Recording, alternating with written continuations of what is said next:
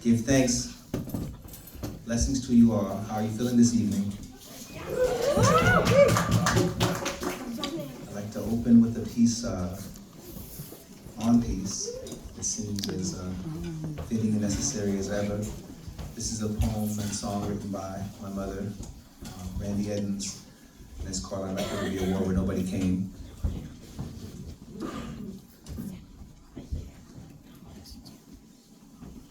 It is call and response, so when you know your part, please sing along. I'd like there to be a war where nobody came. I'd like there to be a war where nobody came. Where the gunners didn't show and the flyers didn't flow, like a river carrying death to those below. Where artillery moved too slow, missed the boat and the whole dang show. And we all refused to go, I said, we all refused to go. I'd like there to be a war where nobody came. I'd like there to be a war where nobody came.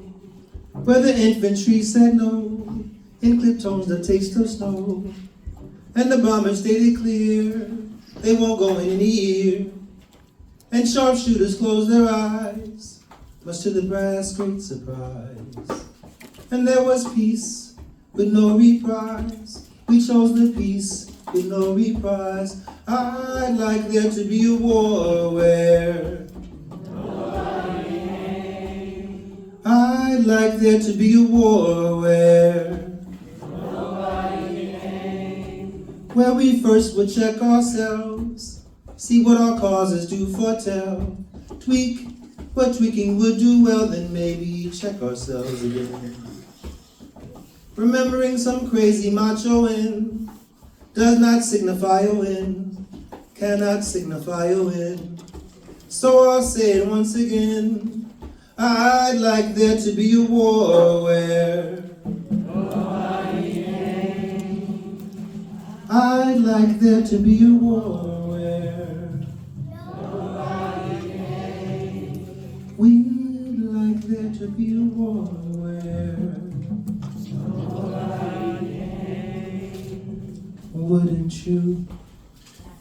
Beautiful. Give it up for yourselves.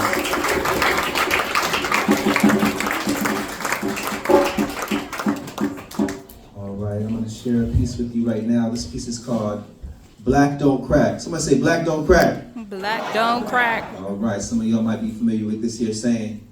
It's been passed on. It's an ancient adage and idiom. You know, this has its own sacred meaning. But we were doing a writing prompt the other day. So kind of the prompt was like, what is the uncrackable nature of blackness? And where and in whom does it reside? How did this property come to be? Why and in what situations is it useful? How many voices have said this phrase, and to what purpose and to what end? So this is the origin of this poem. Say, black don't crack. Black don't crack. But it sure do bleed. Ask me how I know. No, ask me how I know. Well, be running rivers over brimstone, reclaiming brownstones in townhomes, remaking Black Wall Street with marching feet. But black do much more than that. It encapsulates the totality of every natural fact. Got us wearing naturals, living righteously, loving freedom, wanting more than this. In times when we were property, this property sustained us like a superpower hidden in plain sight. You get it for show if you black and somewhat if you ain't white. I heard tell it was Aset herself who picked up every scattered piece of Osar from here to the furthest star. And in that act, the saying was born. I hear tell Nunu returning on them their sacred golden shores is the reason why we must not mourn. That we've been foretold for so long about the forewarned and forlorn. It formed storms that make their way in scores and pray tell one day they come to dragon slay. I done heard my mama say it at a grocery store. Heard it uttered amongst the elders at gatherings. noting this or that person's immaculate obsidian resilience. Seen it rise and shimmer from the mouths of those holding too much weight no earthly soul ought to bear. I think it rose from the hands of the Creator, when black was all that existed, and so new, even the name had the cry of an infant. I synced it, pertained to beauty under seemingly insurmountable odds, glory with no highfalutin airs. Unveil and unwrap this phrase from cloth dropped from your dresser drawer. Place it at the altar of the lips, of the mouth, of your lover, forever to be, and call it ritual. Dim the lights and slow dance, whisper it to each other for all time. Bend and blend light with it. Carry your stories forth until they water break, and give birth to new ones, with endings that are actually new beginnings when you hold them up higher. Now, when you next speak it, will you remember the love that was ladled here? For you, dribble grins spilling from ear to ear, because it don't take you remembering to make it clear. It just takes giving. It takes what's given. It's given something that can't be taken. Can't be bought, sold, bartered, bayoneted, or machete. Can't be bombed, drowned, hung, or hidden behind a lung. Can't be buried, twisted, burned, constricted, or unlearned. It can't be unearned, only unearthed. In a love that we give sacred birth to every time we purse our lips to verse.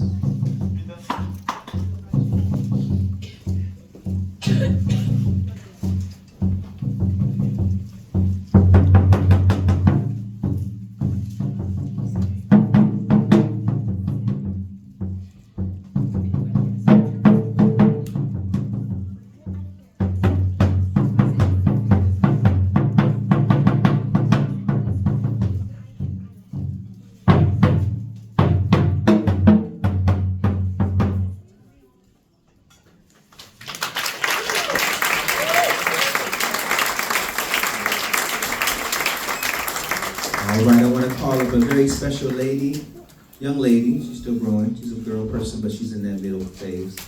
I don't know this person since they were first born. Amazing poet, artist, and budding revolutionary wildflower. Give a love for Sister Amina Adesina Francis Rose Edens. And don't stop having to speak the stage.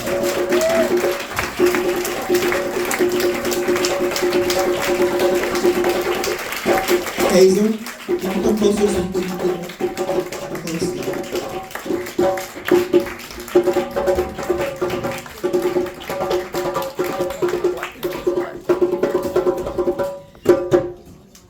Not that short. Okay, so I'm going to be sharing two pieces with you, and the first one is called Gazelles and Lions.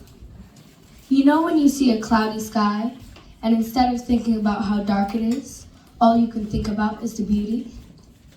Like when you take a walk in the woods and you run past a spider web. You stop in your tracks and are amazed at how all the intricate, unique little details fit together. Like the matching pieces of your favorite puzzle. Television gives no comparison to nature. Stop, skip a rock, and watch the gleaming water ripple as the moon sparkles and shines down on it. It will make you smile if you lay down on the soft grass and watch the trees transform into beautiful ranges of color as seasons go by quickly, as swift as the fastest gazelle in all of the flatland plains, easily gliding across the soft, bright green grass as other animals watch in the distance. Surprised by your courage, the leader of the lion pack started the hunt, and as if you read minds, you ran into the shadows of the forest beyond. But you felt a sudden sadness remembering you had done this before. It always feels like the first time when you run away from your fears. But now, you decide that enough is enough. You gallop on your own clouds of dust and show that you're finished with this rule that lions had to hunt gazelles. Maybe they are too.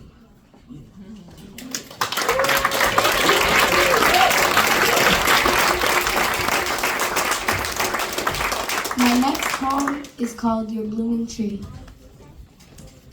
Your blooming tree.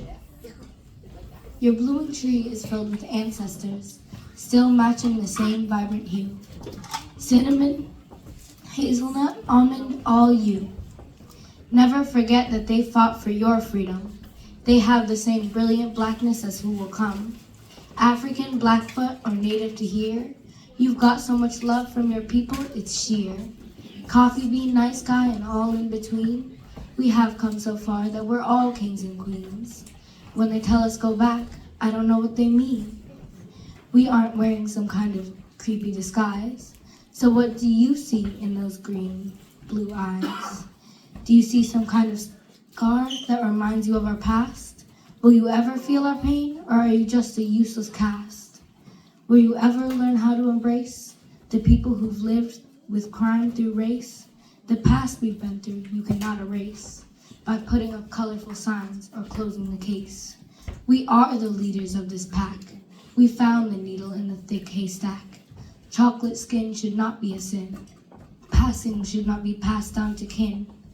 The blooms of this tree will never stop flowering. Always do right, and the tree will be towering.